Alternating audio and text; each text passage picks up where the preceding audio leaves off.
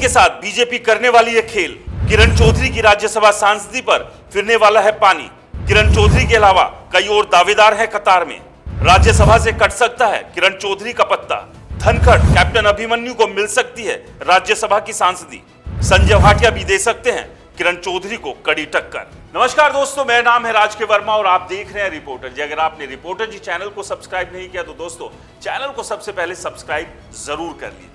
चलिए बात करते हैं हरियाणा विधानसभा चुनाव से पहले हरियाणा में होने वाले राज्यसभा चुनाव की। दीपेंद्र सिंह हुड्डा इस सीट से राज्यसभा सांसद थे, लेकिन लोकसभा चुनाव में उन्होंने रोहतक से जीत हासिल की और उसके बाद ये सीट खाली है। तो ऐसे में इस सीट पर उपचुनाव होना है और जिसकी तारीख तय कर दी गई है, यानी कि 3 सितंबर।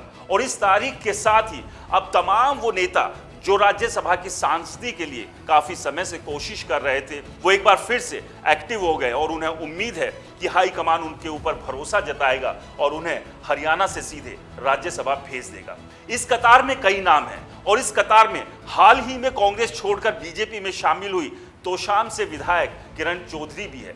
किरण चौधरी को भी उम्मीद है कि कांग्रेस छोड़कर बीजेपी में आने का इनाम उन्हें राज्यसभा की सांसदी के तौर पर मिलेगा। लेकिन सबसे बड़ा सवाल यह है कि क्या किरण चौधरी और राज्यसभा के बीच में कुछ और भी रोड़े हैं, क्या कुछ और भी दावेदार यहां पर खड़े हुए हैं? तो आपको बता दें कि कई और भी ऐसे नेता हैं जो इस कतार में मौजूद हैं। बीजेपी इस राज्यसभा की सांसदी के साथ साथ जातिगत समीकरणों को भी सेट करने की कोशिश करेगी, क्योंकि 2024 के विधानसभा चुनाव भी अक्टूबर में होने हैं, यानी कि राज्यसभा चुनाव के तुरंत बाद ही अक्टूबर में विधानसभा चुनाव है। तो ऐसे में उन वोटर्स को भी साधने की कोशिश इस सीट के जरिए बीजेपी की होगी जो उनसे नाराज है। इन नाराजों में ऐसे कौन कौन से वो नेता हैं जो बीजेपी के लिए फायदे का काम कर सकते हैं और इन नाराज वोटर्स को मनाकर उनकी साइड में ला सकते हैं। तो आपको बता दें, अब राज्यसभा की सांसदी में किरण चौधरी के अलावा पूर्व प्रदेश अध्यक्ष और पूर्व कैबिनेट मिनिस्टर ओम प्रकाश धनखड़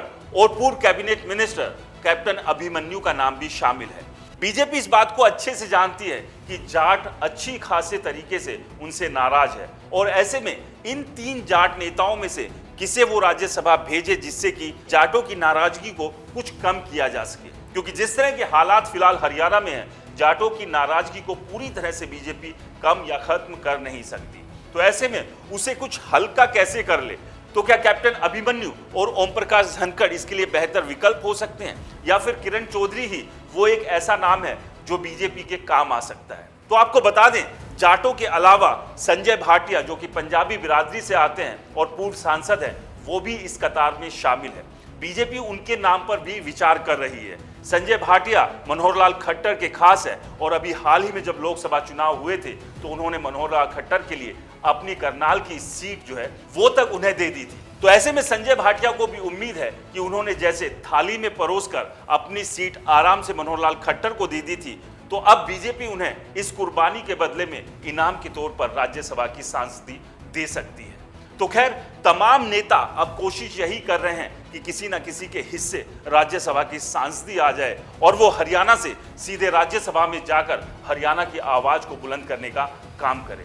लेकिन अब देखना यह होगा, क्या किरण चौधरी के साथ कोई बहुत बड़ा खेल तो यहां नहीं हो जाएगा? किरण चौधरी जो उम्मीद लगा रही है कि उन्हें या उनकी बेटी को राज्यसभा की सांसदी मिल जाए और इसके अलावा विधानसभा चुनाव में उन्हें और उनके समर्थकों को ढेर सारी टिकटें भी।